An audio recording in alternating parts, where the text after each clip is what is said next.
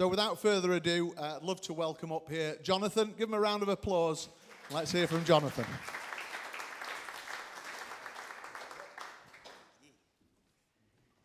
Good evening. It's good to be here with you. I have travelled through Sheffield from Parsons Cross, up in the north of the city. So yeah, I've got a wife, Teresa, who works at the Northern General, and then a 4-year-old, almost 5-year-old son called Alfie, who's starting school in September. So that's all very new and very daunting. And it's good to see a couple of faces that we recognise from local churches. When I was thinking about this evening, I had a sense of sharing 3 stories about 3 people who have impacted my faith journey over the past 25 years or so, or 30 years, or like that sort of number. And then we see where we go from there, and hopefully have 3 images of God from those 3 different stories. So my dad was a vicar, a Church of England vicar, for many years.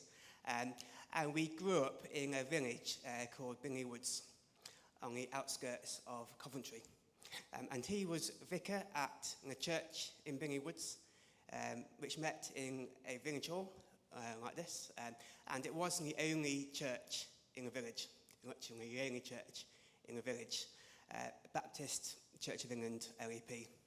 And I remember for 2 or 3 years, there was a part-time youth worker there who was training at Spurgeon's College at the time, a guy called John Treby.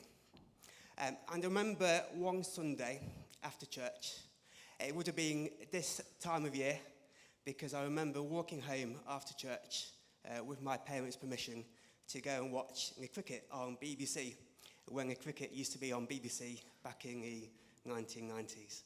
And I was walking along Heather Road in Bingley Woods, which is where the outside of Keeping Up Appearances was filmed, for those of you who remember watching Hyacinth Bouquet or Bucket. And I was walking along Heather Road when suddenly, out of nowhere, came this voice shouting, "John, stop!" And I turned around, and there was John Treby, running to catch up with me. I have no idea what we talked about. It was probably football. He supported Ipswich, I supported Coventry. So it probably was football or cricket or something sport-related.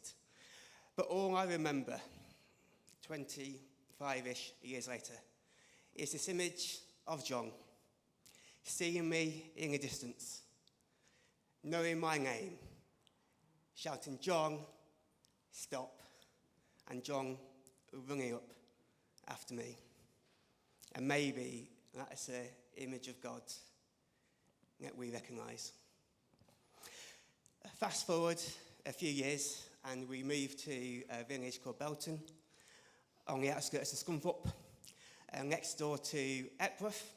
Those of you here who are good Methodists will know that Epworth is the home of John and Charles Wesley. So if you ever have been to Epworth, you probably drove past our house in Belton, the vicarage, on your way through to Epworth from the motorway. And it's quite a small village church. I had a good friendship group in Coventry, a good friendship at school and at church. And we moved to Belton, to Scunthorpe, halfway through year 9. And I struggled quite a bit with friendship, both at school and at church. And at this point, I would just like to thank my dad for living in Coventry and in Scunthorpe, 2 well-known football clubs. Coventry won the Checker Trade Trophy 5 years ago. Scunthorpe got relegated this season, down to the conference.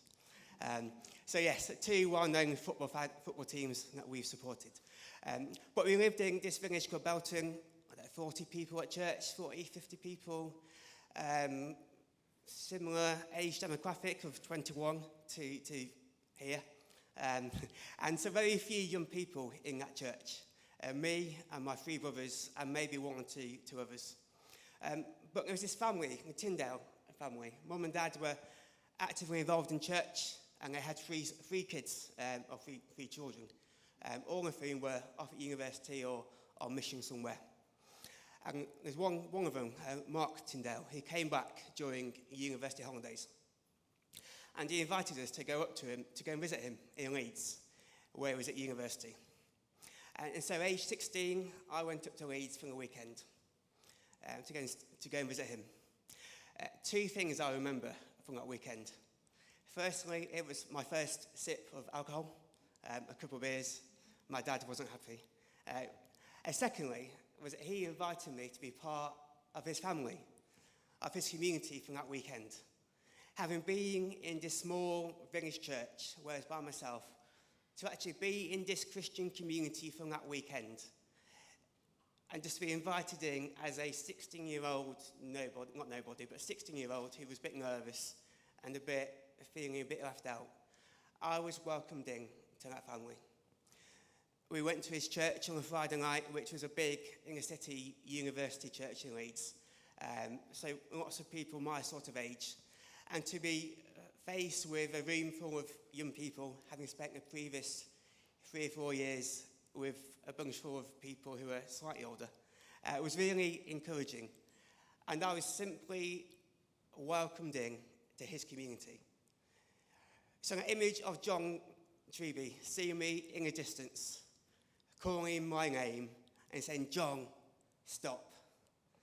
And then that image of Mark inviting me into his family, into his community from that weekend.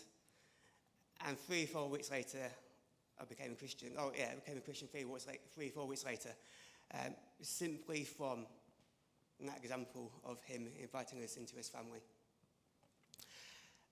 Fast forward a few more years, and I'm at university, Nottingham-Trent University, and involved in a church in the city centre, St. Nick's. And during my first 2 years at uni, we had the privilege of going out to Uganda to go and see a friend out there who worked at a church in Kampala Pentecostal Church, now Watoto Church, and some of you might have seen in Watoto Children's Square as they've done some tours down the years. And at the start of my final year at university, Chris Eaton, he was a youth worker at St. Nick's. He took me out for lunch, which is always a winner when you're a university student. Took us out for food, and he said, "John, next year as a church, we're going to do three missions. A local mission here in Nottingham, a national mission somewhere in the UK, and then an international mission overseas as a church.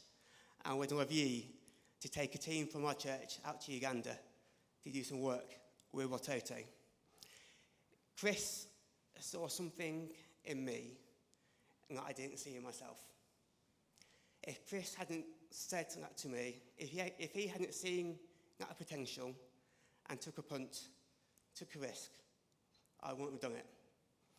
And as I look back over that 5 or 6 years after that, and me and my family, we were involved in having about 15, 20 Watoto choirs doing different concerts at our churches, all because Chris saw something in me which I didn't see in myself. And so there's 3 images there. Firstly, of John Treby, seeing me from a distance, knowing me by name, and shouting, "John, stop. I want to have a conversation with you." Second picture of Mark inviting me into his family. And thirdly, Chris seeing something in me that I didn't see in myself. And as I look at God, as I read scripture, as I spend time with God, I see those same 3 pictures in the image of God. God sees us from a distance, and he knows us by name. And he shouts, "John, or Josh, or Chris, or Emily, or whoever you are, stop. I want to have a conversation with you." God invites us into his family. No matter what our background is, he invites us into his family and his community. And then finally, God sees potential in us when we don't always see potential in ourselves. And I must admit, this year has been a pretty rubbish year for me in some ways. I thought about saying a harsher word, a ruder word, but you got a vicar in the house, so best not. Back in January, I was with Kelly doing line management when I had a phone call from my mum to saying that my dad had died that morning out of a boy. And then back in beginning of April, end of March, beginning of April, so we're going through an adoption process, me and my wife. And we had what felt at the time like the adoption version of miscarriage, almost like an adoption version of a miscarriage. And in many ways, it's been quite a hard year for us as a family. And yet God sees something in us which I don't see in myself. And in each of those stories, each of those settings, I've had to respond. I've had a choice. With John, I did hear him, but I could have carried on walking. I could have carried on walking home to go and watch England lose to Australia. But instead, I stopped and spent 10 minutes or so chatting to John. I could have turned Mark down. I could have been busy. I could have found an excuse not to go and see him. I could have done all sorts of things, but instead, I said yes. And I went and spent the weekend with him. And likewise, I could have turned Chris down. I could have said, sorry, Chris, I'm not up to taking this team overseas. I could have come up with all sorts of excuses. And we do, don't we? If we're honest. We all come up with excuses at times as to why we can't do X, Y, and Z, and why God doesn't love us, or why we haven't heard God right. And yet God keeps on giving us opportunities after opportunity after opportunity to respond and say yes. I know Matthew earlier said 20 to 30 minutes, but there are 3 images that I felt God wanted me to share tonight. And so I could go into scripture, but I won't, because I feel that that's the images God wanted to leave us with tonight. And that image of God seeing us in the distance, calling us by name, and running after us. And that image of God inviting us into his family, into his community. And then finally, God seeing potential in us, things in us, which we don't see in ourselves. And time after time after time, he gives us an opportunity to respond, yes or no.